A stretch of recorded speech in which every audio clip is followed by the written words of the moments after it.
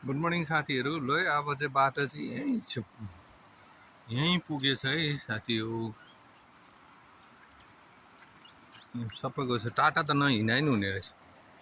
टाटा हिँड्यो भने चाहिँ यो बाटोमा जाने रहेछ। सबै यहाँको रहेछ। अब यो कम्पनीको सब कन्ट्र्याक्टर पनि छैन हो।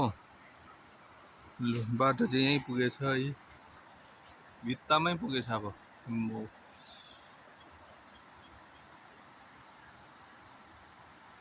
खै यही बाटो सबैजना हिँड्छ। यसको खास कारण चाहिँ के हो अहिलेसम्म बुझ्नु सकेको छैन। बाटो चुडिसकिहालेछ यहाँ।